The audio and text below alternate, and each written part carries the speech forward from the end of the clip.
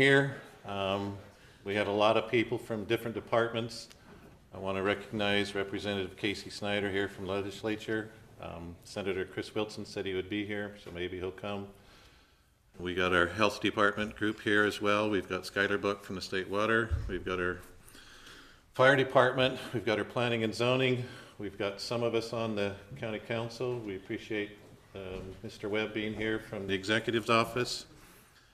We're hoping today we can just start getting an understanding of where we want to go in the county. As the planning and zoning, I'm the liaison on it, and as I sit, and we are having some huge subdivisions come before us, and we really don't have the ability to say no if they meet everything, and is that the right path, and so where we head from there. And so I just want an open dialogue so we can talk. Andrew Crane sent me an idea, if we come to an idea of restricting subdivision lots in the county, that maybe we start with 5 that they could do a well and then do septic tanks. If they go above 5, then we look at a unit of 1 well for all the houses, as well as some kind of irrigation, not irrigation, but septic tank system. Something that will help us. Jordan and I talked earlier today on that, and Jordan, if you would take a few minutes and give us your idea on water and septic, so we have a starting point. Does that make sense? You want, sure, you want me at the microphone? Yes. Well, I got a lot of different thoughts. I've been part of development that's gone really bad. As it developed over time, that led to where standards were met, but as density increased, we say in our field, the solution to pollution is dilution, and concentration was going up due to density. And so it can go really bad if you don't have some foresight, and my experience is it's always lots more expensive and hard to fix that problem of pollution once it takes place. There are options for us to, will you hand me that? So the Department of Environmental Quality recently put out some guidance around planning for on-site wastewater disposal systems. This is in non-sewered areas of the state. Tools for preventing contamination of public drinking water sources. And in there it talks about the establishment of a source protection team. Communities can determine what that source protection team looks like, but it's an interdisciplinary team that takes into account a lot of different stakeholders that look at what does good growth look like and how do we manage all the competing demands and ensure that we still have protection of the water that we need for life and sustainability. That team is designed to help provide data points that allow us to implement policies with a surety that what we're doing makes sense and has some rhyme or reason to it. Like Nolan said, right now we don't have the ability to say no, even though things tell us that maybe it's not the best way for us to grow. And that's one option that we have to look at, is looking through this and seeing how we might be able to put together a team that could then guide and direct local policy at a county level and for the health department to guide us and make sure we're on the same page as we look at how do we develop. Was that what you wanted me to? Yes, and then along with what Andrew sent me is, if we had a certain size of subdivision, could we in this county go to that new type of septic tank where all the homes are on one system and it makes a cleaner type of water? What do we call that septic system? The one that we're talking in? It's the new one. I believe you're talking about advanced treatment systems. Is that the advanced? Is that something that could be done or used for, I mean, 3 20-lot subdivisions? I don't know that I like seeing 20 wells and 20 septic tanks in such a tight area. And so some are saying, okay, if we go to that advanced septic system, they all basically get on the same septic, or they all get on a water users area so that there's not 20 wells. Something like that, can we discuss, or is it possible? Yeah, it's definitely possible. The challenge, in my experience, you have to probably research it, is finding the body politic. So you can't have an HOA oversee that septic system. You're having to look at something like a special service district, or dictate that the health department that be that special service, or the body politic. Same thing with the water system. If it's serving multiple homes, how do we govern that to assure? The whole reason is to make sure that operation and maintenance into the future is assured. And so the body politic, and you can probably speak more to that on the water side of it, Cameron from Division of Drinking Waters here, from DEQ. I'd just say that's not unprecedented in the state. There are some special service districts that do exactly that. Green Hills in Weber County, I think, and there's Dameron Valley, I think, down in Washington County. So it's not unprecedented to do that, where they have How long they've been in, do you know? decades. Have they? Yeah. Yeah. I think the concern would be, you still have that much sewage, and now you're concentrating it into one particular area, so it'd have to be really well designed as far as drainage, and the the drain field has to be big enough, and the right material and all of that to make it work. But it's not unprecedented. They do exist. But you can also do those same systems on a single home. So it wouldn't be necessarily the subdivision had to all go to one septic system. It could be each home is required to put one in, right? Then you don't need the sewer district. So I think there's a lot can be discussed there. Is that possible that way too? If you're talking about the advanced systems, Yeah. multiple Yeah, advanced systems. they're more yeah. expensive, but you can do them on a single home or a large system, so.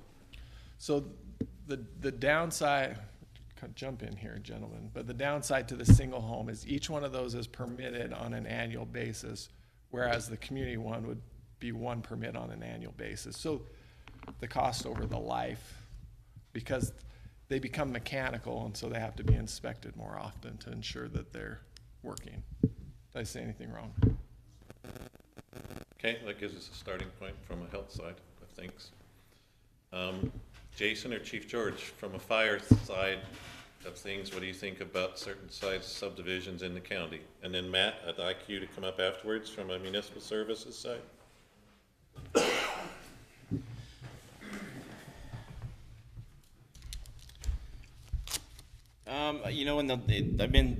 I've been working here for 15 years almost now, and I do, when before our subdivisions were only 3 houses per subdivision, and that's something that we were able to deal with, I guess, with the tender task force that we put together for the county.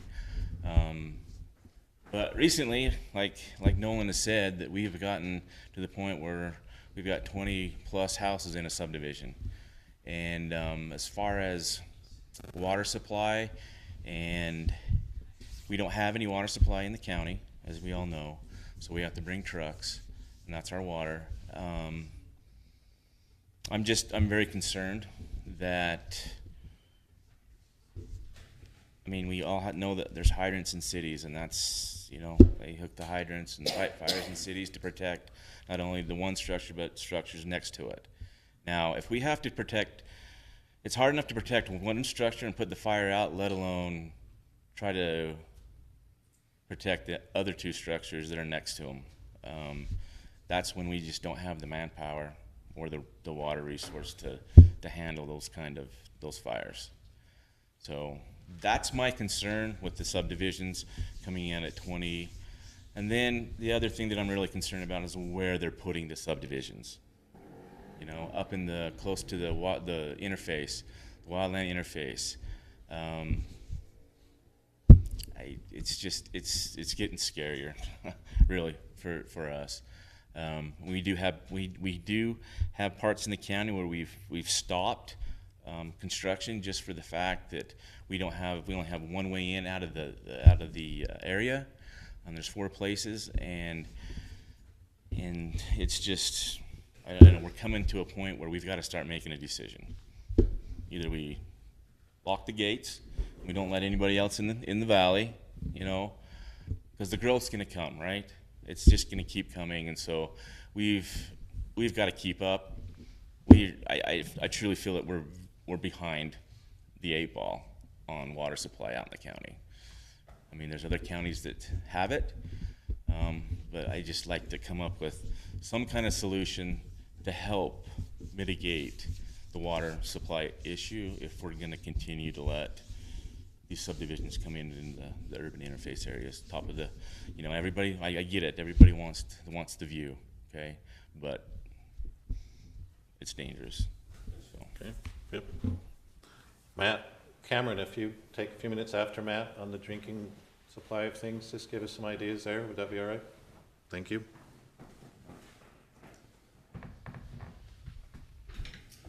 Nolan, I walked in a little late, so I might have missed some of your conversation. Is there some items that you specifically wanted me to talk about? Well, when we talked before, I mean, any subdivision comes in, it lands on your desk, and you have to do the engineering and approval on it. That's correct. And so we're being impacted from roads, snow removal, all of those other things that goes on. Just like Jason said, huge 20-lot subdivisions. I mean, I sat on the planning and zoning for a long time. I think the largest we ever did was 11, wasn't it? It's right around there. Right yeah, around I would there. say. And now we have, And then they would chain them together, of Yes. course, and then all of a sudden you've got 30 or whatever. so all in one area. So the ability of Cache County from a municipal services and helping on those larger subdivisions, I mean, I think you and I talked before, if we could start at 5, that would be a normal one, and then if you go bigger, we put certain conditions, such as water or such as septic tanks, so that, and maybe Cameron can give us some insight from the quality of drinking water, but my daughter lives in Mount Sterling. They noticed their well now was different. They took it in, and they've got nitrates in their well. I've got 2 people in my area that their wells have gone dry, and they're in the active process of redrilling wells right now. So I just want to see, I mean, and as a county, and I think as a council, we're like, really is 20-lot subdivisions where we want them in the county? Can we build more dense in the cities and around the cities and not have such thing? I mean, we got to watch property rights, but that's what I'm asking. Jordan was up talking about the type of septic tanks we can use, so, and that's why I talked to you and Jason about what we see from a county standpoint. Yeah, I know last time we talked about having some type of HOA that would be responsible for maybe fire hydrants or something. From an engineering standpoint,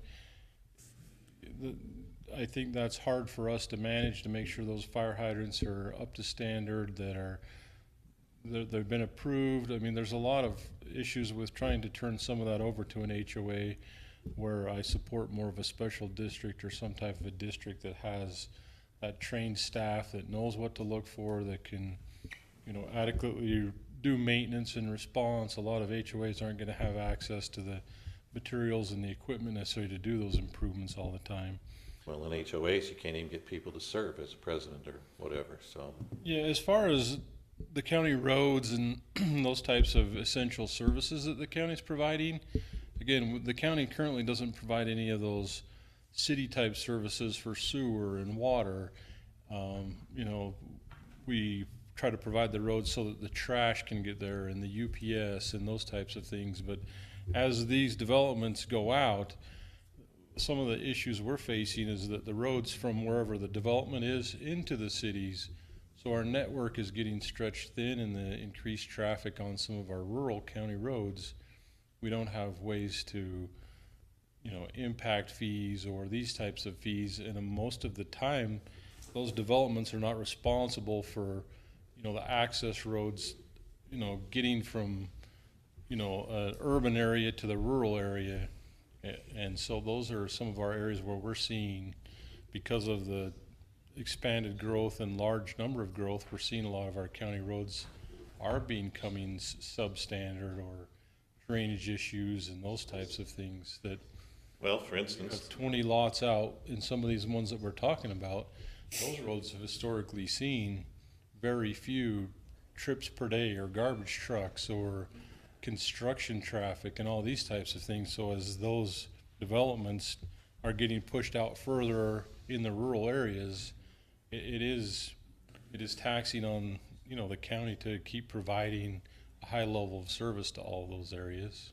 well, the three subdivisions we're talking about are all in the south end, which would all basically be using 6800 South. That puts a huge demand on that type of county road.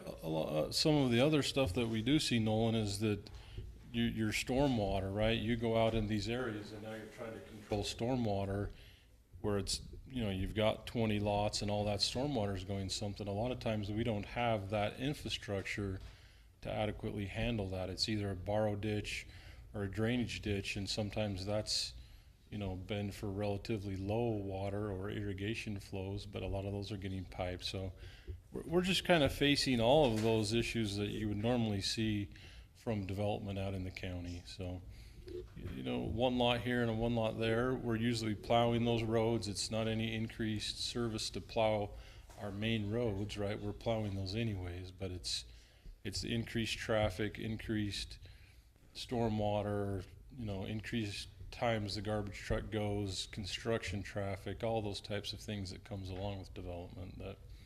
But I support that. I think, you know, working closely with Jason and the other emergency services in the valley, you know, I think water does, you know, fires, those types of things.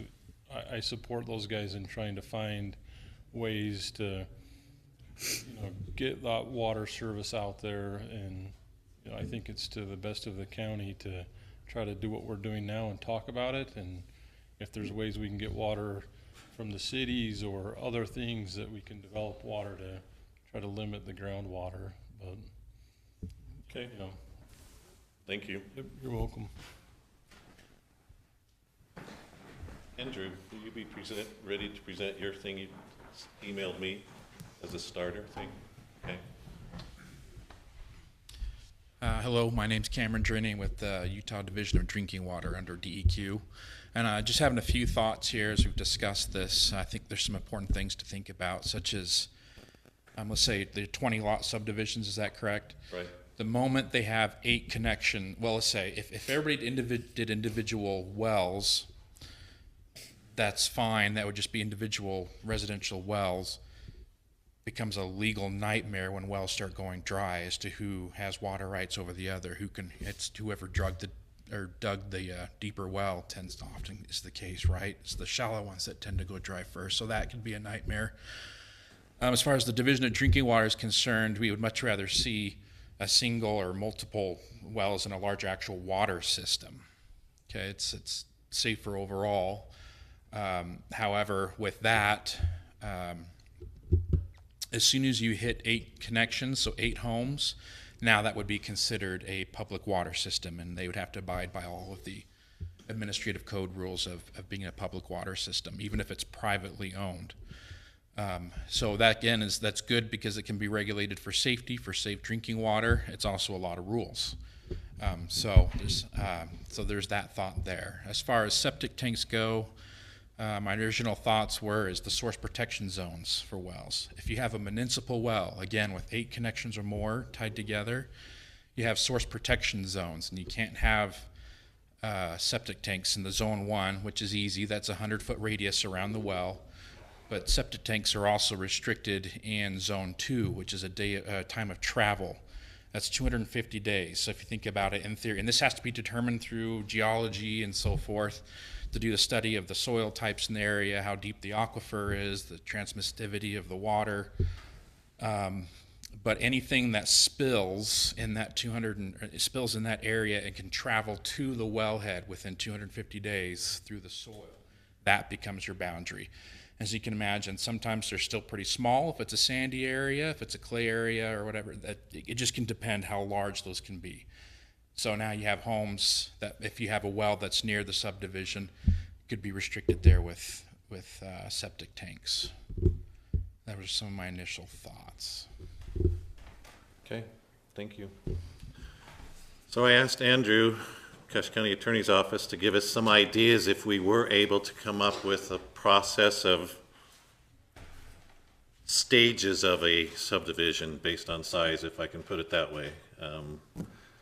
Because a guy who puts in 20-lot subdivision is making some big money, and we need to put back some of the cost of keeping clean water and keeping those things, just like Cameron pointed out. The guy who has a well go dry, he's got problems. So, Andrew, if you can give that, it's just a starting point. I mean, we have to be careful, and Senator Wilson, appreciate you being here. We're probably going to ask you and Representative Snyder to give us some thoughts from the legislation side that we're facing, but we just want to address where we're at on that. So, Andrew, if you'd start there.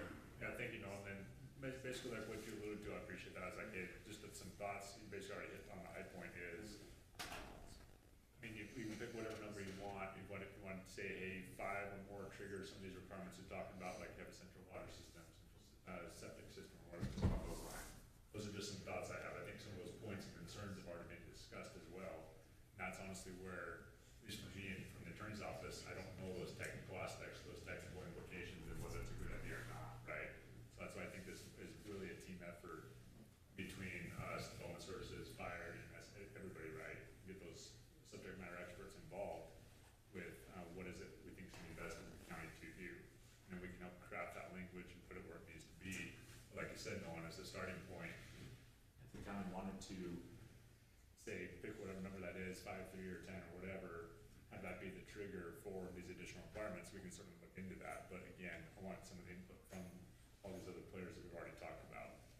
As far as any other ideas that may come up that I think Nolan talked about and mentioned earlier as well, one of the other questions has come up about whether water rights have to be in the applicant or owner's name at the time of application. That's something clarifying code, I think that'd be really easy. I think we should on that. So that'd be fine. And you also asked about maybe putting some guidance on when people can submit for like a rezone request for say RU2. We want to maybe have that be within a certain amount, a certain distance of the municipality, because that's going to be typically a higher density, right? And so it can say like, hey, if someone rezones have to be within whatever distance, half a mile, or whatever it is, I don't know, right, of a municipality, if it's not within that distance, we're not even going to bring into consideration because it's not going to be allowed per se. So those are just some of the ideas I thought I'd throw out there. I don't know if that's would make sense to anybody. Again, I don't pretend to say that I'm the smartest guy in the room, by far I'm not, so that's why I think there should be a discussion. Then, once we have that collaboration, once we get some direction, where we want to go, we can double check, make sure there's no issues with that particular proposal from the county, state code, or whatever, and then we can craft anyway and put it in a place that makes sense in county code to get the guidance we want. Okay.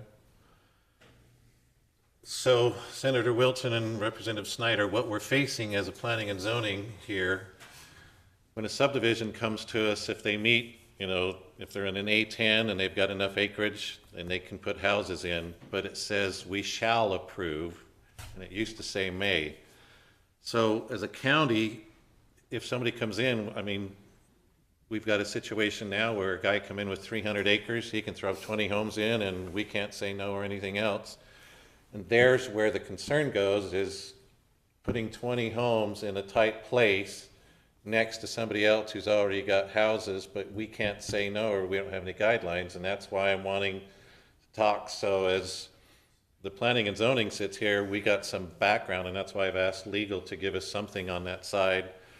Any thoughts from you guys from a legislative side, or what do you think? So Casey Snyder, Paradise, represent the 5th District, so everything south of Logan. I talked a little bit to the state engineer on this issue because I think I have some of the same concerns. I mean, our basin is currently under review for closure for small domestics. I think that's wise on the state engineer's part. I think that's coming. I think there's more than enough anecdotal evidence to suggest that new wells are having impacts on prior and more senior water. You can look at the artesian wells that don't flow like they used to. You have wells that are going dry that never did. And our state statute does allow you to seek damages if you can prove damage from other new and more junior water, but it's very, very, very hard to prove. So almost impossible. So In the absence of that, you are chasing water, where you're groundwater mining, which is what you mentioned before, where you basically have to dig deeper, and I think long-term that's a problem. On the notion of doing companies or having these water systems for 20 homes or whatever, I think the Snyderville Basin history is a very good lesson in why we should not do that. You basically had a bunch of companies created to supply water for development that was in there. It ultimately ended up in years and years of litigation, and the county had to figure out a way how to have a better provider there ultimately. And I think in the absence of a very cohesive long-term strategy, this county will end up in that position where at some way, somehow, this will become a county problem. There will, at one point, it will either be on the shoulders of the water district or something will happen. These individual systems, I don't think it's a long-term viable solution. Now, I talked to talking to the state engineer, you do have in your discretion the ability to set, as was mentioned by the attorney, some of the standards going into or prior to a subdivision. So if you approve a subdivision and the state engineer sees a water right, she has to approve that water as available. If an individual, because our basin isn't closed, just says they want to do a single well for one home, she has to approve that. Those are the scenarios where approval is required. But under your rules, you do have the latitude to require a subdivision hooked to some sort of other municipal supply as a function of creating some of this density. So if you had what she told me is if you have a 20-unit subdivision, you could require as a condition of their approval that they find some sort of municipal system to hook to based on the density. Those are requirements that she mentioned. She wouldn't be bound to approve. So that's something to think of. On the automatic approval side, what we were seeing is sort of this endless eternal loop for subdivision approvals, which is why you have the new standard. Kurt knows this as well as anybody. A lot of these are Wasatch Front problems that ended up spilling over the mountain, but that's at least the cause of that.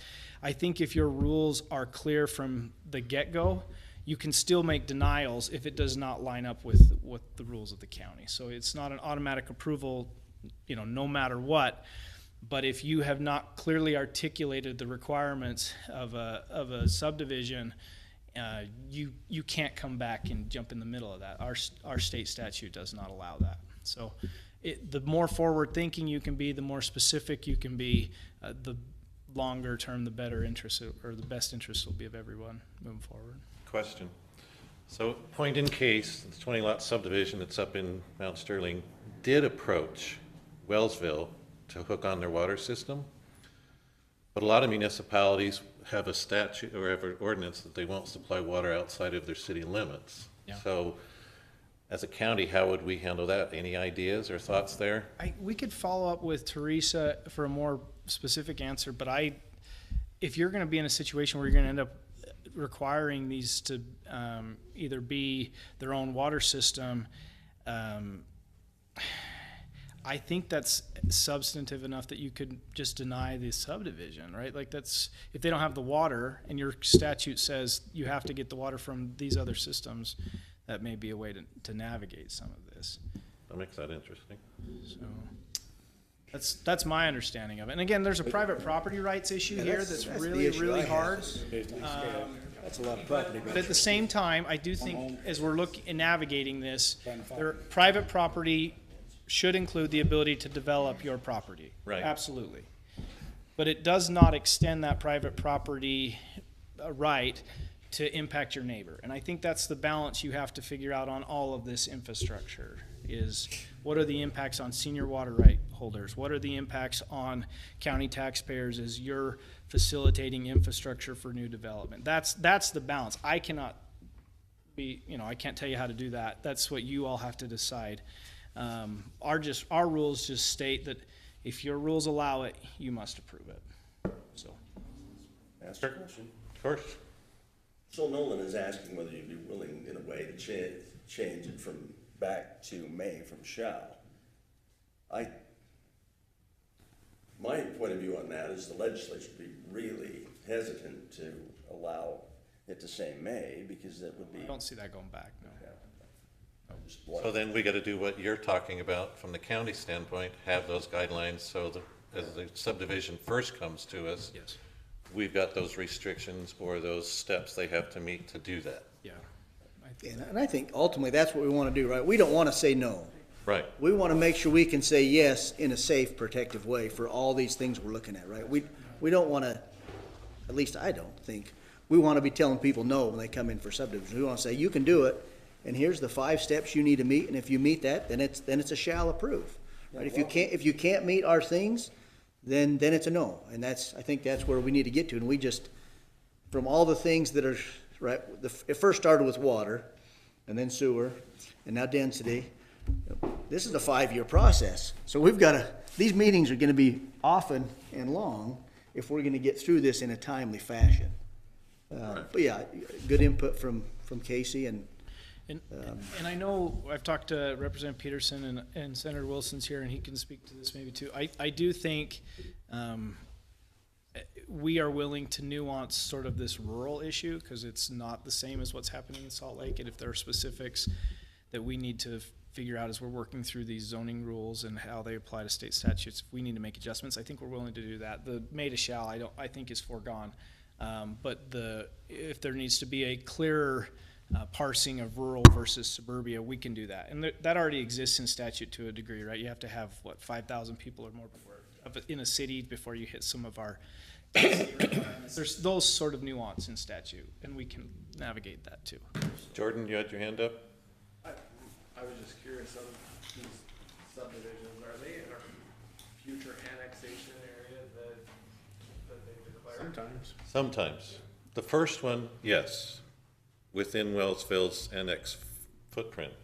The second one is within Wellsville's annex footprint, but Wellsville is saying growth to the north is better than growth to the south or the east. So I would say it's a long time away, but the first 20-lot subdivision did go to Wellsville and say, I will pay for a sewer line, and I would like to hook onto your water, which I thought was amazing. But some citizens voiced opinions against it in Wellsville at the end, and it was a close vote from council, but Wellsville did say, okay, no on the water. So that's why I was asking about if we did follow what Teresa says, if we could say, okay, and I like what Andrew said. Right now, we just have a guideline on RU2s within a mile of a municipal boundary, correct? Yeah, I mean, there's nothing in writing. No, and he's talking about if we did an RU2, we could say you've got to be within a half mile or it's not even considered. Yeah. I will say, like, for the RU2s in particular, and maybe to a small extent, the R5s, like, what I see in some of the rural areas, like Young Ward or whatever, where I used to live, is, you know, there are some smaller parcels. Like, I have 5 acres out there, and so it's a lot split, more or less, for a rezone to that, and that's not a lot of impact. And it's how some of our rural areas grow, right? We see clusters of homes in different places out along county roads, that sort of thing. That seems okay, but a 10 to 20 lot subdivision or something like that, yeah, it belongs adjacent. To a municipality. Yeah. Especially if we can say that they need to hook on city water. Because then you lessen, I mean, a lot of our municipalities have wells, so if we allow a 20-lot subdivision go next to municipality and they all drill wells, we're really affecting the municipality's possibility of water in a way. It just seems like, is it reasonable, Andrew, if it's in their future annexation plan to say, you must seek those services from the city and make them fight that fight with the city to get the approval for it. yeah, but some of them are so far away, they're in their annexation zone, but it's like their 100-year. Yeah, Mendon goes north of Valley View Highway, right? They're not gonna be out there, all of us will be dead. And so to restrict all those homeowners or landowners and say you can't develop because Mendon can't run water out there yet, And see, to me seems like a a lot of those big cities restriction. also say, hey, to hook on, you've got to bring water into the system. Yeah, you have to convert your water rights. Whatever, well, it can be water rights, secondary, whatever it may be, you know, that they can then utilize within their system to be able to even expand their current water their water system. And would that be something, maybe from the legislature standpoint, they could look at the municipalities and say, if you're saying this is your future annexation zone, you must accept requests to provide services. That's a good battle. Oh, wow. Senator Wilson. Whoa. You think the mayor shall was big? Casey, while you're there, let's go to your happy part of the valley. Yeah, best Drive out through beautiful Paradise. There are homes everywhere, and they're all just, all over the place. And I don't think they're maybe quite as dense as, a little bit bigger parcels, but you get in some of those areas, and they're not within Paradise City, but they are just all over the place. And so we're already experiencing basically what you are describing out there in Mount Sterling. We're experiencing it in other areas already. Cove up there, you've got them all over there, and even some rows and stuff like that, all county, but they're all independent. Now, there is risk to build, and we got to keep in mind that.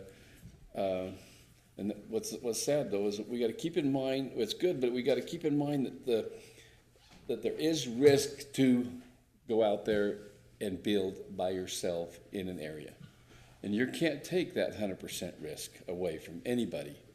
And if we think that for 1 minute, that we're going to say, hey, here's a risk-free place, no matter what you do. If you do it it's going to be perfect. It isn't going to happen. And you mentioned, I appreciate your comment about saying that, these water rights, it's hard to fight that battle, to prove, saying, hey, my well went down because of you. It's all but impossible to prove that. When in reality, what you described, I know out there where I am, there was artesian wells that were just gushing all over the place, but we also changed irrigation systems, from flood to, up higher flood. We've changed so many things that we don't know what has affected the artesians and what hasn't. And these are some issues that, I don't want to really stir the pot, but I think that some of these things, the basic things that, hey, if you're going to build in an area, we got to be able to get in there and out of there in more than one entry. I think that's that has to be for safety. And then as far as water, I think it'd be very wise that they've got to determine whether they've got water, and it's their reliance that they find the water before they start. And Well, and- Skylar, and maybe- did we do that in Box Elder? Do they have to drill a well and find water before they do a certain size subdivision? Yeah, I believe they have to have. Because that's what we'd heard last time when we had one of these meetings, was some talk on there. And to your point, the planning and zoning had a person come from Petersboro, 98 acres, that wanted to rezone to an RU2. Guess what that puts in up there? And to me, if there's a place in the valley that's having problems with water, it's Cass Junction and Petersboro. So, Not only quantity, but quality. yes, and so then we were able to deny the RU2, but the very next day they call me and say, okay, RU5. Well, that's still a bunch of houses out in Petersboro, so. Also, Representative Snyder, you said one thing I think is huge. Never set our standards to a level that once the developers got their money, they're out of it, and it fails, and then you have 25, 40 people, whatever it may be in an area, that gonna say, hey, county, take care of me. And be the litigation, and try to have the county come in and solve the problem that was created by the guy that took off with the money. Can I share a story, cautionary tale of that? My first few months, you talked to Senator Wilson, not Senator Wilson, but Senator, Winter, out in. He calls me 2 months into my job out in the Uinta Basin and says, I need you to come to this subdivision. Septic systems are underwater, they'd had a lot of rain, things like that. Right within the annexation area of the city, the future annexation area of the city. Long story short, after a class action lawsuit that drugged the county, drug the health department, drug the city that provided the water, but no sewer, into it. And multiple years, I'm telling you, and then trying to find an annexation route that was approved, trying to get those citizens to agree to annex into the city and to agree to all the additional fees and everything that was gonna come after they had planned these things. That was, I understand the point about, yeah, that's a long time out that they're planning this annexation area, but we got through annexation, a 30-foot easement is what prevented the requirement for the island, right? We got a 30-foot easement along a county road to be able to connect this back into Roosevelt City. And it took 2.5 years of just fighting and going back and forth and trying to go to the Water Quality Board. It was a pain in the butt.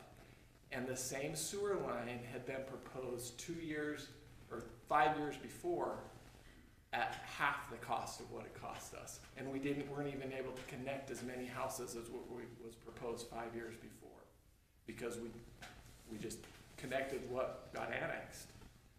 And so I get the fact, but if they're gonna declare we're gonna eventually grow into this space, But then the standards that they require as a city need to be met up front. Otherwise, it costs everyone a lot of money later on. The other thing I may throw out there, and this is not necessarily germane to this discussion, but I do think, we're talking about water and where it's going to come from and all those things. We have the tools in place with the water district in terms of all the authorities and financial opportunities, but we also don't have any water associated with the district right now. And so long term, we have right to water from other sources that we haven't developed, that we may want to be developing at one time. So as you're talking about water supply and how you're going to find water, there may also need to be a discussion about how does the water district start acquiring water? How does the water district, what's the long-term plan for the water district to provide services, much like some of the other districts do? Just put that out there as like the... Didn't we just say that the county has some water rights? Should. And I think, I just put that out there as like the vision of what the district could be long-term is, that every other district, in the state, that's how they are managing this, right, is through their facilities and the water they provide. So just thinking about that as well. So. Senator Wilson, you got some help here for us? That's the water right that needs to go into the district, if it even exists. Yeah. Well, it's good to be here. Appreciate it. Thanks to be amongst my friends, and appreciate Majority Leader Snyder. He has led out on these water issues in the House and a lot of the legislation. I appreciate his work, and I'm not really your water guy, but I am concerned about water. One reason why a couple years ago I was able, with Teresa Wilhelmsen's help, to get $500,000 allocated for a groundwater aquifer study. And I don't know if Nathan's heard anything where we're at with that. I had some updates, but I didn't get a chance to find out where we're at. A year out. So that's something that we were able to get, and I think that'll be very helpful for us going forward as, where is our groundwater aquifer, where we're at. And so I'm excited. I did get an update probably this spring, but I haven't had anything since then. But I think that's going to be very important once we get that, where we're at as a water position for the county. Then I think we ought to, meet again and try and figure out what some things we can do to try and protect what the water we do have. But it'll give us an idea where we have abundance of groundwater and where we maybe have some issues. That might help with some long-term planning. So for sure. Thank you. And yes, we definitely appreciate that study, and that's part of. Are we getting ready before that study comes out? Yeah. And so. Well, we were in Israel, and Casey and I went as on a water delegation, and with Teresa, and we got discussing some things. That's when she mentioned, And we got talking, and I thought, boy, we need to try and get some money and find out where Cache County is. It's been, what, 25, 30, maybe 40 years since they've done a study. 93. So we were able to get $500,000, I think it was a year ago, and they started it a year ago, but those things take time. I've seen some updates. I do have We'll some have an stuff. update from them at our December. Okay, happy to, yeah, and they should be updating me also, so, But part anyway. of that, the USGS isn't even able to answer or do anything right now because government shutdown, right? So, Well, it's the Utah Geological Survey doing most of it with USU, so they're still Yeah, working. USU's been involved with some, yeah. So unless somebody's got questions, though, I appreciate, thanks for the opportunity. It's good to see you, and please let me know if there's anything we can do. And again, I appreciate Majority Leader Snyder for all his. Should we make him a hat? Believe me, he'll get me back tomorrow when we meet with the governor. I'm sure I'm going to get it. So anyway, so thanks again. Appreciate all your help, and if there's anything I can do, and seriously, it's good to have so many good friends and Thanks for being here. associates. Thank you. appreciate your time. So, anybody have questions or thoughts before we move anything else, or anybody want to speak? I guess I do have one question. We've a lot of the discussion that was dancing back and forth from an HOA to special districts to back and forth. And we've even seen within the county failed HOAs that all of a sudden they also come knocking to the county saying, hey, fix this for us. Take and fix on our this. roads. Take, on the roads and everything. Municipalities all the time. What is the best strength that we have to keep, to keep the problem there? You know what I'm saying? In other words, if you, however you set it up, that if they have an HOA and they have to take care of, I guess you said that sewage, you cannot do a sewage in an HOA at all? No. Yes, if it's a community system, you have to have a body politic, the same thing with water, right? You have to have a body politic that's gonna oversee that. A political subdivision that looks over that. Water, you can have a private. Yeah. Snyderville up in Summit County ran into the same problem. Same thing. And we had, quite honestly, in Duchesne City, just south of Duchesne City, there was a private water system that also went defunct. That, they were just trying to find somebody to purchase it that would come in and invest and bring it up to par. That's my question is, what is the best way than to somehow, by, again, allowing some private property rights, and then, if the risk stays here, the risk, whatever it may be, I don't know whether, is there some money that's set aside for a certain number of years that, as things maybe rise up in 10, 15 years, that pot of money is available to litigate? I don't know. How can we just keep the problem there that is spilling over to municipalities and all these, and everywhere else within the county, that the county taxpayers end up having to take, we spread that burden to everybody? Is it possible? You can require a bond. And I've met with Box Elder County since our last meeting. Right, their water district is a couple decades ahead of us. They have multiple, or have had and still have multiple private culinary systems all around the county. The district has water lines, so they do have a requirement. If you're within half a mile of an existing culinary system, that's who you've got to hook to. If you're outside of that, you can still do a subdivision on wells because it's far enough out. But yeah, they're in the same process of every few years a private system is beginning to fail or whatever, and they come to the district and say, will you take our system? Yeah. And in some cases, the district says, well, we will, but here's gonna be the cost because we've gotta now bring it up. But they can bill that subdivision separately in their billing system, right? Those customers can pay a different rate than these customers. So that they've addressed it that way. Those costs then, they aren't overflowed into the rest of the county. Yeah, paying that you subdivision can pays keep for it the there. initial cost, so I that think- it's not spread to everybody.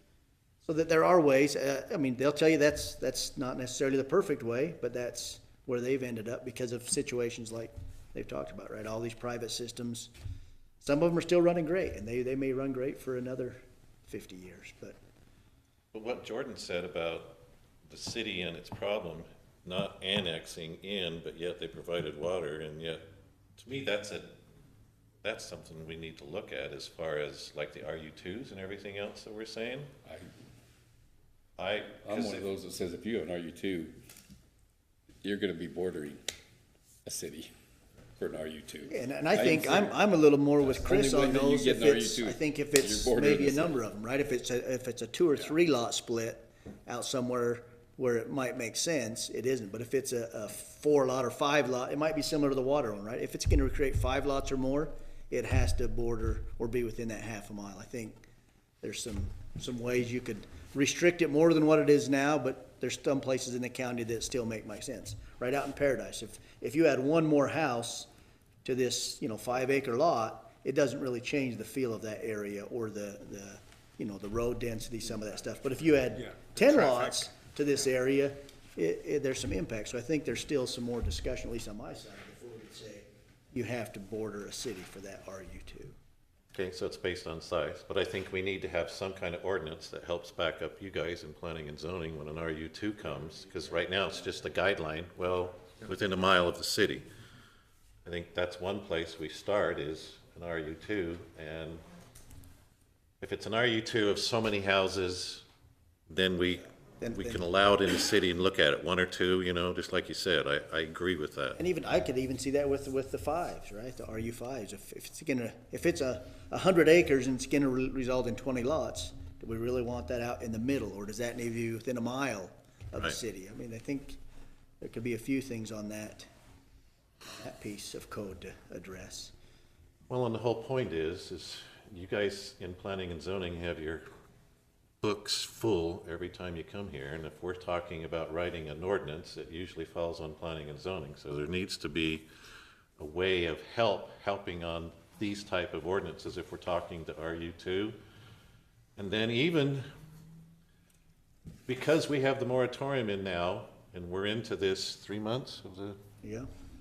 we need to come up with something like he's identifying that, okay, for a while, until we see different from the water study, maybe we do just stick to a 5 lot subdivision until we decide what's going on there. I mean, we need to come up with some parameters so that we're ready for when this study comes out that hits us that may say that there is less water out there.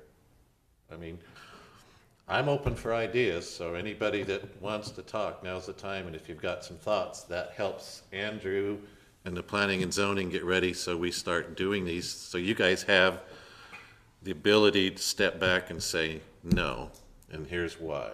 And it's from a county ordinance or whatever, rather than, because we're dealing with this shall and may, so we gotta come up with some ordinance, just like Representative Snyder says, we got some ability to say no on there. We hear from the state legislature, build, shortage. Could they maybe be a little more specific? Build here, within the city. Build, or, be a little, I mean, that tendency basically tells a lot of developers, we just gotta sprawl it all out. We just gotta, go this way rather than within the cities. Maybe incentivize, I hate to even say government incentives, but just create something we build within the inner cores of what's already established, more than sprawling it out. Mr. Webb, you're being way too quiet, so. Intentionally, so I'll just keep it that way for the time being. People who buy these lots are so excited about getting that new home, their families. They'll sign on the line and they won't read anything. And I think we have to put a little bit of responsibility on the buyer as well as the developer. And somehow put some statement there that says, buyer beware of this, this, this, and this. And these could be the amounts that you may owe eventually, or sometime. Because developers, we know why they're there. They make their living by putting pipes in the ground, curb and gutter, streets, and say, okay, here you go, build your house, or I'll build it for you. And I look at that and I think, I've been in this Valley now since we got out of school about 50 years. And what has gone on in North Logan up on that bench, I would have never imagined. But apparently they've got the water because they keep building homes. Now on the west side, there's not much chance we're ever going to get the water that they have on this. And hopefully the water district will tell us that and make it very aware that if you're gonna build a home over there, and I know it's, grandpa lived there and everybody else lived there, but it's just not going to work. I mean, how many years ago did they almost shut Mendon down because they didn't have any water, so they had to go find some? Yeah, it took them a while to find it too. Yeah, and it's a concern, but I think people who build things, and we're all not gonna have a home on the bench with a view. That's just the way it is. And I go around Logan and I see apartment building after apartment building, and everybody says, oh, why are we building all those apartment buildings? Whether we like it or not, our kids, or our grandkids, or our great-grandkids may be raised in an apartment building. They are in New York, they are in Chicago. Well, we know how that. That doesn't turn out so well. But those are things that you have to say, buyer beware. And sometimes we have to make it very clear what they're getting into. And I think at the same time too, I mean, there are two situations out where I'm at. 20 acres for sale for $3.5 million. You don't buy 20 acres for $3.5 million without the idea of throwing a bunch of houses in there to get your money back. 14 acres being sold for around $700,000. And this is all in the A10 area. So when a developer or somebody, some of them aren't developers, is guys who think, hey, here's a way I can flip and make some money. But just like you said, there's got to be a way that the county can say there's some impact for you doing that, that other citizens shouldn't have to hold up to or be part of. And I don't know how we do that, but we've got to come up with something. And well, maybe we better say developer beware. These things are happening. This is because how many people from California have come up here and bought ground and never got the water rights with that ground? And then the farmer turned around and sold the water rights to somebody else. well, and how many people come from California and say, this is the cheapest thing I've ever seen in my life, I'll buy it up. Absolutely right. And they don't realize that they haven't got any water and they don't ask. Is there a likelihood that the basin's gonna be closed?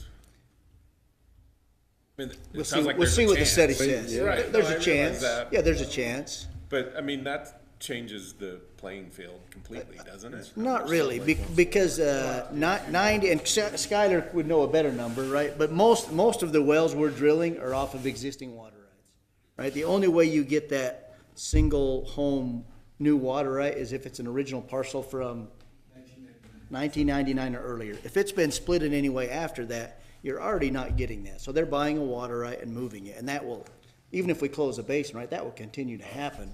So it's not gonna, it won't be no new wells, it's no new water rights. Okay.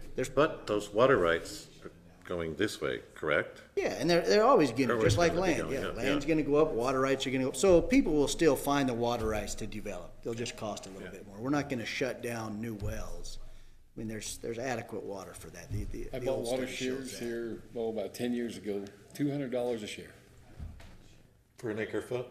No, it's a water share within a certain company. I bought this another one here just about a month ago, 7,000. Yeah, and that's gonna continue to happen.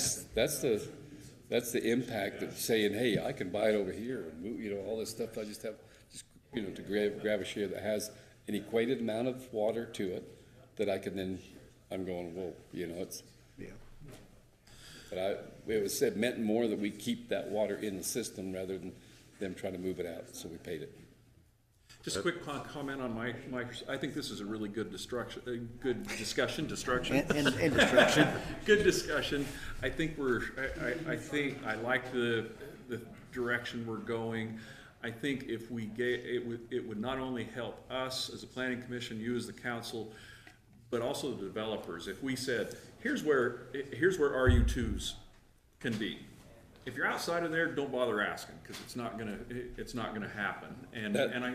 Now, that would help Angie. Wouldn't that be huge for you in your office? Development services and some of the frustration that some of the people have, they're, oh, I bought my dream piece of property out there and we're gonna split off these lots so we can afford it, because it costs millions of dollars for the property, and then they come in here and it's a pretty disappointing thing when we say, no, it doesn't fit. I think if we come up with something within the code, this is where you can expect this to be. That doesn't mean that every one of those is going to be approved.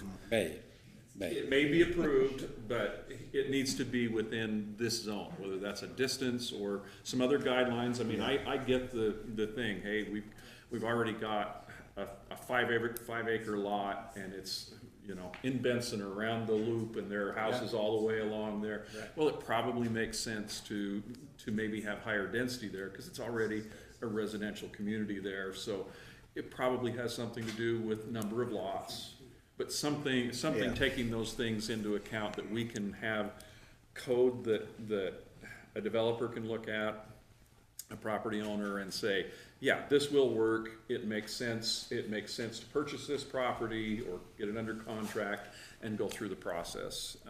Otherwise, I think we're making a lot of work for us and frustration for the people that are requesting it. I agree. Andrew, can we come up with something on RU2 in the next little while? Yeah, I think we have, Angie, unless you have different thoughts, I think we have enough guidance on, we can start drafting a proposed ordinance on that specific one. That gives us a start. And I think we could do one, you know, Jason could pipe in, but on the 2 accesses, right, for a subdivision. I think that's huge. And if you're over so many lots, you've gotta provide, whether it's a tank with a hydrant, I mean, there's gotta be a secondary supply of water. And the hard part with that is, right, originally you can make the developer put it in and fill it, but. And I'm not sure that those avenues, I think no matter what, there needs to have 2 access. Yeah, oh, I think it's both. I think it's both. It's not one or the other. I think it's You can both. mitigate yourself out of it by putting. Yeah, I think it's both. You have the 2 accesses. Second way of getting people out. We've seen what happens in other places during a dry year. Accesses and a supply of water on site that's deemed however many lots. And just to clarify, that hasn't been clarified already in county code, like, there's. The 2 accesses. If you're more than 30 units on a single access road, there's no exceptions to that, that's already being clarified. And I'm thinking that's too many. Yeah, 30 seems like a lot. That to me, that's a way too. Is 30 the state rule? Fire code thing? That's the international. 30 is the international code? Jason, if we want. But can we strengthen? Could the county We can restrict that strengthen if we that. wanted to? Yeah, and I think we need to. Yeah. Just that number, Yeah. that's what it's at. I think we can on the basis of safety. I think we should then too. So What do you guys think? Yeah, I think the fire one's easier. I think the water one and the sewer is gonna take a number of meetings to get to consensus, but those 2, I think, maybe they're our first 2 we chip off. What role does fire insurance, homeowners' fire insurance play? I mean, what does it cost to insure a home in Petersboro versus Logan City? great question. Again, they may find that fire insurance eventually costs them more than they ever want to spend. Well, right now, if you build a home in Bear Lake and you're against BLM or any kind of Forest Service, premium is going sky high. Sky high. I mean, I got a quote that's $7,000. Because of the chance of forest fire. Yes. So, have we seen any difference of that here in the valley, or we're getting closer to the? Yeah, I know that I get calls from insurance companies all the time asking where the closest hydrant is to this new home in the county. And then when I tell them, well, that's about 2 miles away, they go, oh. That won't work. Sorry. So is there any discussion of wildfire because of trees or habitat out there? Does that make sense too? Oh, it's coming, yes, absolutely. Yeah, that's what's happening in Bear Lake. Yeah. So, House Bill 48 talks a lot about that. Great bill. Great bill. Yours? So Jason, on that line, if we look at an ordinance that requires secondary supply of water, right? It's not an HOA managed system, right? It's essentially a tank with a hydrant on it that you could hook to.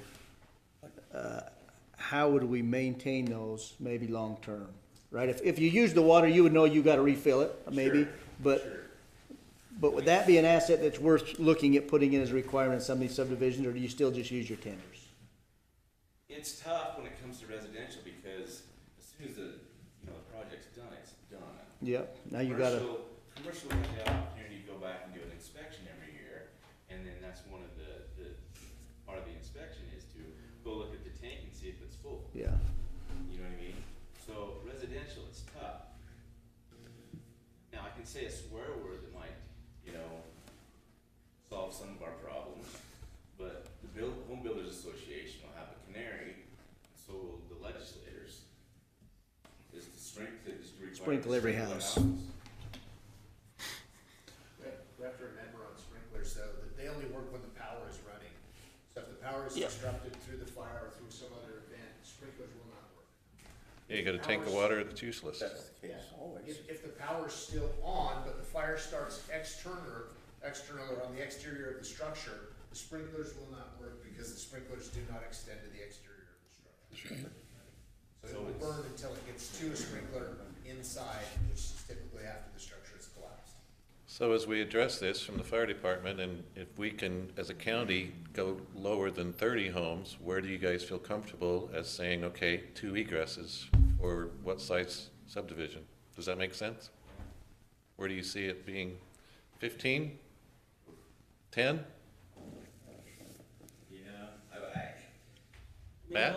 It all depends on where Yeah, where they go. that's the tricky part. Well, how do we draft that in the code then? Yeah, Nolan, I just wanted to give everyone an example of kind of one of these areas. If you go up Smithfield Canyon, there's only one access up Smithfield Canyon. And so when you start talking about a development or a subdivision, you have issues like that where if you start saying 10, you're already past 10. But another part of, say, Smithfield Canyon is Smithfield's coming in to redo their water line. And it goes all the way up Smithfield Canyon, way up there to the top. They're going to run their water line right down the center of the county road, past all 30 of those homes, into the city where their tank is located in the county. So something like that, I think that we have a lot of these municipal water lines that are crisscrossing county property. They come out in the county, they drill a well, a lot of their tanks are in the county. There seems to be a lot of crisscrossing of municipal water services, but they never provide anything for Jason. So if Smithfield City, when they came in and redid their whole water line down Smithfield Canyon, somehow we could get them to provide a couple of fire hydrants, right? Maybe that's not treated water, so you might not want to drink it, but as part of their project, if they were able to provide Jason a few fire hydrants, that would add a whole bunch of level of protection up Smithfield Canyon that only has one access. And something like that, you may allow more homes up there when you can work with these cities, but right now it seems like the cities are running their water lines in our roads and down our roads and putting tanks and doing all these things, but there's not any coordination of how we help fire protection, or they're not going to let any of those Smithfield residents or county residents up Smithfield Canyon have connections either. So do they have to come in for a permit to put that line under your road? yeah, so now it's That could be very expensive. You can have the permit, but we want 5 fire hydrants. exactly. So I think there's some ways where we could Just need to get it. I don't see any city people in here, and so I hate to speak for on behalf of them or say what would be good for them. But I think there's some other ways in some areas of the rural county that we might be able to add or help Jason's fire service protection, so. Okay, thanks. I have 2 questions for Nathan and for Skylar. So if we start talking from a county having an ordinance of you go so many houses, one water group, and it was talked to us before from Cameron, 8 or more, then they have to be a public. So how do we meet that and yet still say, okay, we've looked at the water and keeping the quality of water as far as septic tanks and all that? Does that make sense?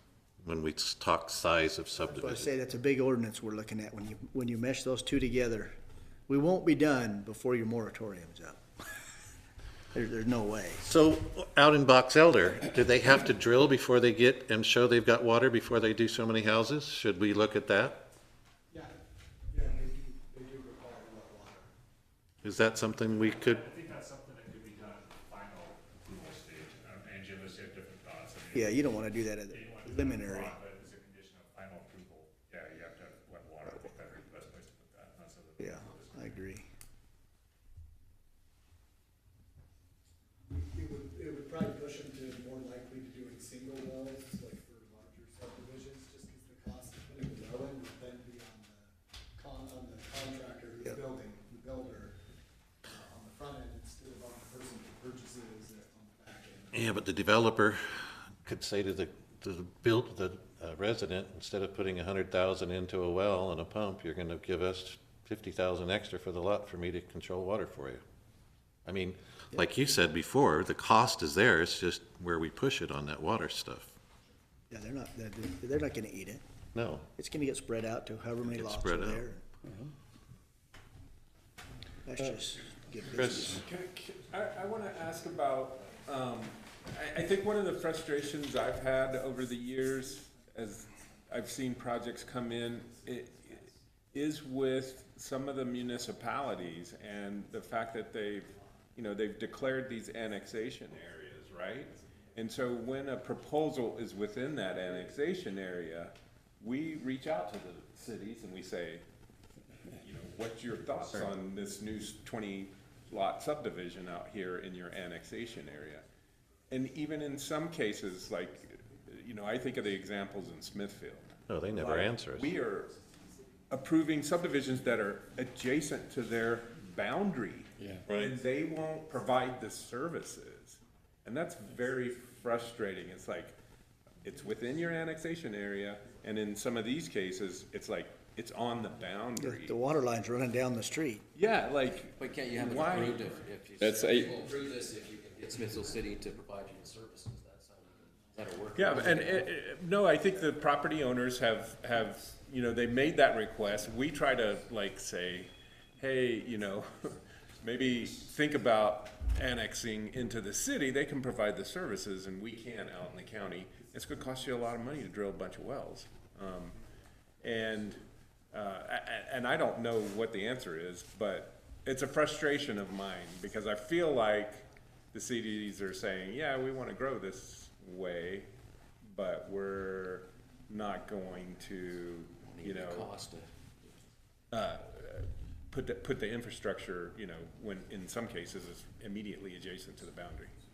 Well, I know before when there's been subdivisions like next to Wellsville, right, where you had some property, Kurt, that Wellsville come in and said, this doesn't fit with our annexation plan, then it gives the planning and zoning a reason to say, or some background to say, well, if it doesn't fit, then it Yeah. shouldn't be there. Yeah, and that's a sort of sub-frustration of mine is all the cities that don't say anything. Right. Or say, hey, we don't care, and it's like, are you sure you don't care? Like, this is going Well, to it's affect, this is going to affect you, Yeah. and you're not recognizing that. It's like John White used to say when he's mayor of Paradise, if you build outside of the city, you still come in and use my city services, I just don't get anything from it. So the cities need to step up and help us as a county from what they're looking at from their annexation plan, but I don't know how we get there. Yeah. Nope, so. East of Heber, there's a development, I think, called Timber Lakes, if I remember. You go way back up in there, and I had a brother, he had a cabin up there, and I remember driving up and around through there, and we saw these great big huge cisterns. And I always thought it was culinary, that were placed quite high in the mountains. I thought, well, gravity, it's for culinary. And then my brother told me it wasn't. He said it was for fire. It was all fire. They built them at certain levels. They were pumped in there. They had overflows, and it was just for fire. And they had them at elevated portions out there to suppress, a fire. And then the restrictions were very high in those areas as to what you could or couldn't do. You couldn't even have a fireplace in your cabins. They had them. Well, at certain levels, you couldn't have them. Some other levels you could, but you could only use it January and February. But it was just really interesting how the restrictions were so tight in that area that they required to mitigate and be able to have that many homes in those areas. They paid to have some sort of water source just for fires. Maybe some of these other subdivision areas too. Somehow they've got to provide some elevated source, to supply some fire suppression in those areas, and maybe that's a requirement. I don't know. We do have some of those in the county. Yeah. Paradise West. Yeah, over there on the west side of it. Yeah. And it's been there for a long time, and we've used it a few times, so it worked. So here's a question for planning and zoning and for Andrew. So we've got our moratorium that the council put on. It's going to end in, say, 3 months. Without stepping on septic tanks and water, can we draft, we've got the RU2, but can we draft something that where we're able to limit the size of a subdivision in the unincorporated part of the county, at least until we understand what the water study comes out with? Does that make sense? So, because I'm looking from the standpoint of a county councilman, and there's no way the county can keep supplying these things to a large subdivision. So I'd like to see some number where we sit until we get an understanding of water, because like you say, Nathan, that's going to take a lot of talk to get to there. But I want something before our moratorium's up where we've said, you know what, for now we're sticking at 10 or 5, and till we get some studies, because as a county, this is what we're looking at. What's everybody's thoughts there? I would expand even from RU2 and even expand maybe RU5, bringing that closer to municipalities. Yeah. And then I would also expand number of homes that are even allowed without a secondary access. Well, we were talking 15, 10. Where are you comfortable at? Fire and Matt? And that's what's so hard is You can help us with the basis, is what I'm saying, because we're sitting here from planning and zoning, and, I mean, we never had to worry about this before. 11 or 9 or something was it. Now we're, I would say, 10. Are there natural breaks that insurance people look at? It depends, because you might. Is there, like an insurance company says, you know what, at this, so many accesses here or whatever, do they say, hey, your insurance goes up, not because of who you border, but I don't know whether they look at it too, where there's a natural break. They give maybe the cabins of mechanics, they may, give a break for that. Down here. Yeah, okay. what if we said 8, then it stays in time with what Cameron was saying, is if we ever come to the fact of, okay, you've got to drill a well and provide water for 8 houses, 8 is a place that. 7 or less. 7 or less. If it hits 8, you hit that level, so it'd be So 7 or 7. less. So then we've got a area that ties in with water if we ever go to the water down the road. And then we've limited it till now for the moratorium. 7 is still pretty big, but it's far less than flipping 20. We'll need to make sure that we address the cumulative factor. Yeah. Some of these may go in initially at 7, and it just goes in, it's a cul-de-sac. And that's what we're facing on a bunch. Owner does 7. Phase 1, phase 2, phase 3, yeah. Yeah. They're different, if they're different parcels, they're different subdivisions. So there's- Where are you comfortable on an RU5, guys? Because RU2, we're saying within a half mile, is that? I think a half mile is actually fairly if you do a half mile as the crow flies from a municipality, That includes everything. it's everything. It's everything. I think it probably needs to be Either contiguous, less than that. I would I'd go with that. almost to push it to either contiguous or. I don't know. Especially if. But if you do a half mile to Logan's west boundary, that's not very far, right? They're gonna be there pretty soon anyways. But there's other cities, if you do a half mile between, I don't know if there's any, Half even mile west, west of between some Smithfield cities. puts you in. Yeah, then you're at the river, Yeah, almost. exactly. So each city's a little different. But Can yeah. we zone things like that on RU2, or we gotta be pretty, RU2 is the same way everywhere in the county? I think it would have to be everywhere, whatever that distance was. We can look into that, but my initial thought is like, it just needs to be applied evenly to the county. Yeah. Keep it simple as we can. So then, if you did a quarter of a mile, I mean, does that? Yeah, if you do a quarter of a mile or so many lots or less, and then the RU5 could be the half mile or three There's an quarters. idea, yeah. And again, or so many lots or less, right? If you got a 20-acre parcel out there and so that would make 4 lots, maybe that still makes sense if it's not in that. I think there could be a couple, but then the developer knows, right? If he's looking at a parcel, he can look at that and say, oh, that's in this zone. The most I'll ever get is 7, Yeah. or whatever. 7 on that A10 piece that's, even though it's 200 acres, it's 7 lots. And here's the point, I mean, we can, if we decide to go a quarter and a half, and that doesn't work out, we can always modify the code. That's the beauty of the I planning think and we zoning. can look at the clustering as well, so we talked about the health department, when we drill a well, the septic tank, they can get down to a quarter acre lot or smaller, that could affect the well to the neighboring guy that's clustering. Well, what did we hear last time on the size of a lot for a subdivision, or a septic tank? It was an acre and a half? The smallest you can do in the county is half. Depends on the soil. Oh, depending on the soil, but. Yeah. It's clay, it's acre and a quarter, acre and a half. Yeah. Okay. If it's gravel, it's smaller. Representative Snyder, what you hearing? Does that cause you any heartache? So the smallest, so you could go small. I've given you your correct principles. Covering ourselves. Where have I heard that? That's pretty good. That's probably where our half. Title came in. Wilson gave him? Wells, it would be allowed. Minority. Stipulations on there, and they do what they say, but they wanna do more, and that actually puts pressure on them to get annexed. Yes, and that's why we said, that's why Exactly. Chief said we gotta stop the progression of going 7, 7, 7. Right?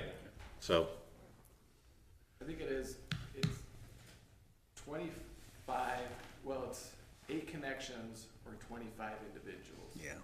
So that's, I mean, so you gotta look at that. Based on the. That one's size harder to configuration figure, of the but- house. And the problem is people always say, well, it's just us as a couple. Well, if And you they have start 5 kids. procreating, then that changes the math. And so Based on the bedrooms in the the thing home. we're looking at is, what is the potential? and seeing that brings up ADUs. You put a dwelling unit next to a house and you just doubled what the people are using, and then that's been my argument all the time on apartments in the county, is that goes against what they applied for on a water right too. You know, how did the county council come up with the 5? You know, 5 is the restriction right now during the moratorium for a development. We were just looking at the number of connections. We're just, so, Is that something we keep in place until we get the study out? I think the 7 with I think the what they 7 gives us have some makes more background. Seems like sense. we've got more of a. It was science. Something to back it on. science. Cameron, you have to defend us, we're staying 7. To your question, though, it could be if that's what we updated the ordinance to say, but until we update the ordinance, the moratorium is all we have. When's the moratorium end? January. That's- So if we get working on this and we have another meeting with the council and the planning and zoning, I think we can make some progress, because, Sounds I like mean, we're having Thanksgiving together. we've got the long as we have a RU2, draft we've got the to review that one, RU5 yes. ideas. What was the difference? What was the zone, the distance on RU5 again? Half a mile and a quarter mile on the RU2s for now.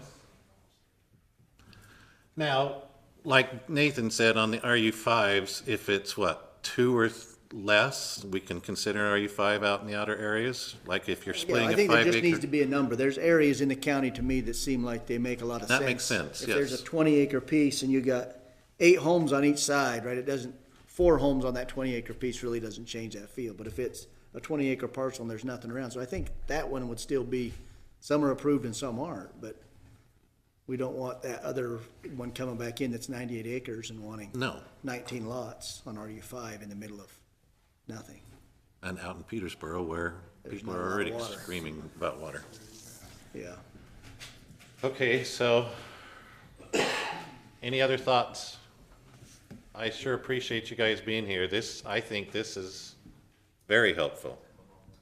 I think this is very helpful, because I never had to deal with this sitting on planning and zoning. Then I sit and watch you guys on the last 3, and I'm like, holy flip, this is a new world. And it's gonna, 20 acres for 3.5 million, 14 acres for 750,000. That's a pretty good deal, that 14 acres. They're gonna come in here, so. Have I got a deal for you? Go look at a lot in Providence and see what it costs you for a quarter acre. 14 acres really isn't bad in Look today's at the world. quality a lot. Yeah. Bad. Anybody else have any comments? Skylar, we barking up the wrong road for where you're sitting? I love that comment he made about wet water. I think that might, we don't require that, right? That's something we can put into. I think that'd be another thing, somehow get that built in about wet water. And I think that one becomes, in my mind at least, more critical when we start looking at the bigger subdivisions Yeah. again. If we're gonna require a public water system, right, you wanna make sure you have a good producing well that supplies that. Right for that. He's got, Not only wet water, but if they drill the well and they want 20 homes or whatever it is gonna be, you can see if the well's producing enough Yeah. of that right up front. So maybe not just the wet water, but, you know, with the and quality, quality. but also the quantity. We need some way in the code to quantify adequate water. Yeah. Cause there's not very many single home lots that haven't found water. Cameron? So, Very few. state, I think. I can only think of covered two. multiple areas already, but the state, as And far they're as both in the Mendon, or drinking close to water Mendon. goes, there's already legislation to have, they call it minimum siting standards, how much you have to be able to produce and store, depending on the population and the water use. The development obviously can be different, if it's a high density place versus a more rural area, but it's based on, we set them for systems based on their actual water use for that system and the population, so that, those rules are already in effect. I mean, I think we could do, there are already some standards. At least reference them, Reference so that, that, so that it's clear from up front in the process for a developer to look at, that these are the expectations. Thank you for that. Any other points to consider? Do we wanna look at that clustering, minimum lot size for protecting water rights? Yeah, that's, well, if we, I think it will automatically, if we go in the future, if we go to these public water system requirements, It will cluster. then you're gonna have those Because the cost. zone 1 and zone 2s, and it's gonna automatically put that protection in place under current rules that are already there. So like if they wanna put 5 homes clustered together, they need to be like a 2-acre lot, so they're protected on. Well, the road. it'll depend on where that well is and what those zones are, like they talked about earlier. It may be bigger than 2 acres, right? They might not be able to get that close. It may be smaller, but. It'll come together, but there may have to be some, we will need to look at how to make that work with access, roadways, et cetera, Yeah. for the turnarounds, et cetera, all that stuff. Then that will. That's why I say those also bigger create ones, that's not a parameters for 3-month clustering. turnaround. so Jason, where do we need to put second access in on what number of homes? We said 7 is the max we're going out in the county till we figure out where we're at on the water study, but this second access, what do you think? 7? Yeah, if we don't have water, I mean, yeah, it's. Can we do that from a legal, Mr. Andrew? It exceeds federal, you know, the Basically, national without the standards. International Fire Code, we've already amended it to meet whatever requirements we want, so I don't see why we can't further change it and add restrictions specific to our county, so. Yeah, we've got to be able to change that and put in, you know, because that fire code is designed for cities. Yeah. You know what I mean? Yeah. There's very little in that fire code that, you know, relates to. Pumping and hauling water. Right. So planning and zoning, and Andrew, when can we meet again? So we're getting towards this moratorium in, so that we're talking the RU2s, the RU5s, and the 7s on outside.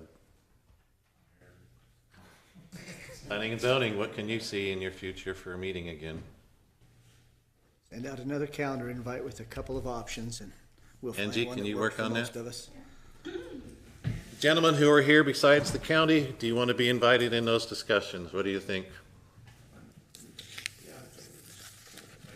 Cameron, you there? Sir, I'm sorry. Tell us where you're from and who you're with. I'm with the Department of Agriculture, Okay. and I know that there's some requirements for cities and counties to do some planning and upgrade their planning with water and land use. resource for people that are working on those planning processes. That's gotta be the one that we had before the council, right? Yeah, we just approved it, didn't you? I think we pushed it, didn't we? The water one? It was just here Tuesday. The Maybe- water element. Yeah, we sent it to you with Yes. recommendation for approval. The water element? Yes. Yeah, it was rescheduled for public hearing for this Okay. Right, I was gonna say, it was just scheduled for the public hearing. We have not. Is that the one you're talking about? Yeah, so that one's on the way. This one's a little deeper and costlier, I guess. So I don't know. if you'll come next time, we'll have that on the agenda for the county council. Take a seat where the library people would sit.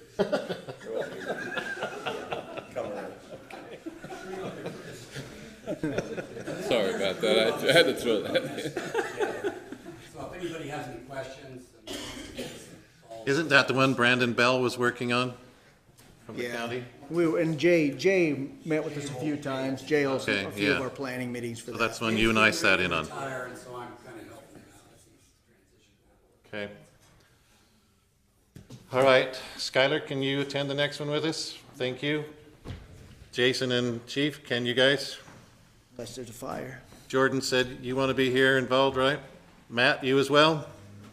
Cameron, We all we love got these you. late Do we have your meetings. email? Probably not. Can you give that to Angie?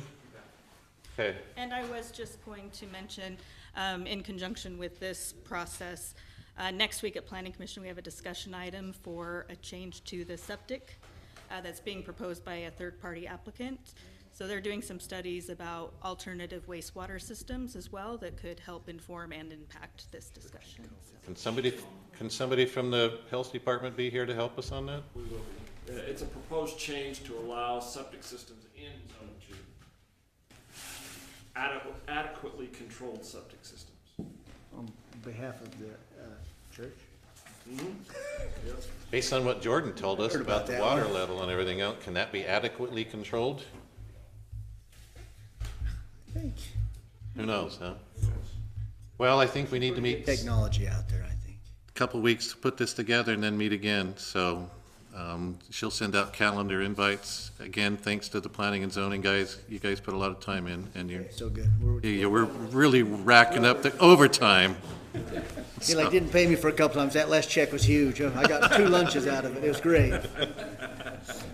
Almost was able to take my wife on a date. Hey, take the rest of the night off, guys. Except for